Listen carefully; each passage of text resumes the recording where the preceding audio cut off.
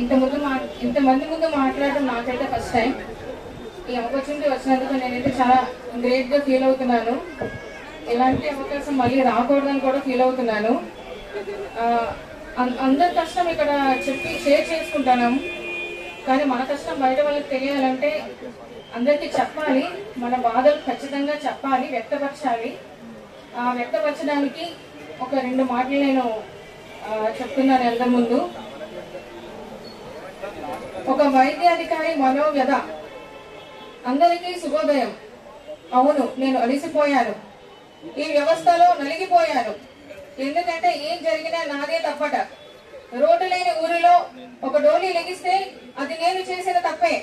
Road లేక ambulance రాకపోతే అది కూడా నేను చేసిన తప్పే. నాటు వైద్యం వివరించినా నాదే తప్పట. నాటు సారా తాగి చచ్చిపోతే అదే నా తప్పట.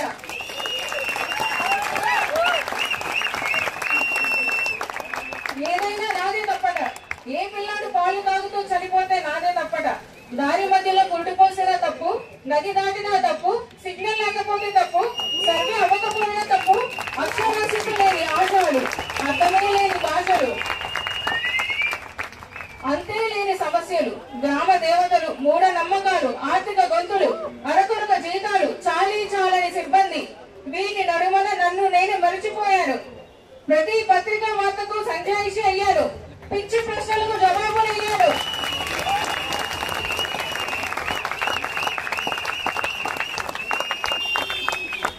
నాలో నేనే సమాధినయ్యాను. అన్నింటికీ నేనే కారణమట. హాస్టల్ చావుకు నేనే కారణం, హాస్పిటల్ చావుకు నేనే కారణం, ఆఖరి రాకకు నేనే కారణం. వాహనం ఇవ్వలేదు కానీ వాడవాడ తిరగబెట్టది వ్యవస్థ.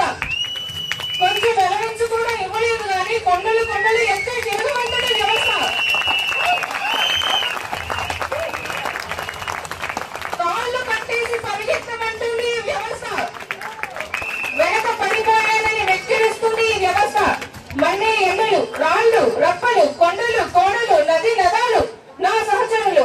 చెట్టు చాటు గాలులు, బండి చాటు నీడలు నాకు ఇచ్చిన ఆస్తి పాస్తులు.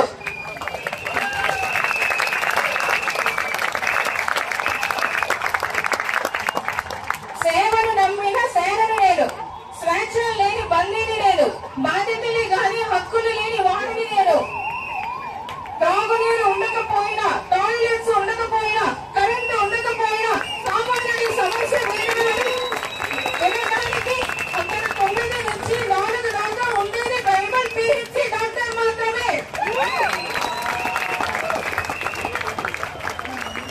అమర్నిశలు, అన్ని రోజులు, అన్ని వేళలు ఆవిపోని దీపాలే అలుపెరుగని సేవకుడే శ్రమిస్తే ఈ సమాజం చివరికి నాది, నా హక్కు అనేదాన్ని కూడా లాగేసుకున్నారని గొంతు చించి అరిచిన వినే దిక్కు లేని వాడిగా ఈ రోజు నిల్చోబెట్టింది ఈ అలసత్వపు వ్యవస్థ. ఇవి అన్ని విని మీరెవరు నన్ను బాధితుడని పిలవకండి, నేను అమరుణ్ణి. నన్ను బాధితుడని పిలవకండి, నేను అమరుణ్ణి. ఎగిరే దిక్కాల పతాకాన్ని నేను. సహస్ర కోటి బాణులను సైతం సహించి సముద్రమంత సహనముంది నాను.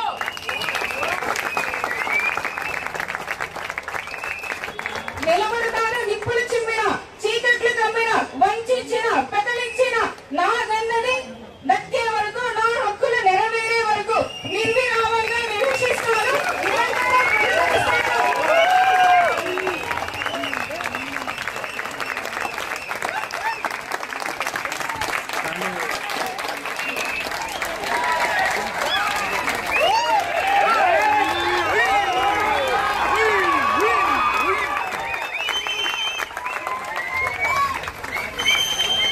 అందరూ కూర్చొని ఇంకా పూర్తవుతాను దయచేసి. న్యాయ నిర్ణయం వచ్చే వరకు, భవితకు మార్గం చూపే వరకు, విజయ పతాకం మిగిలే వరకు గొంత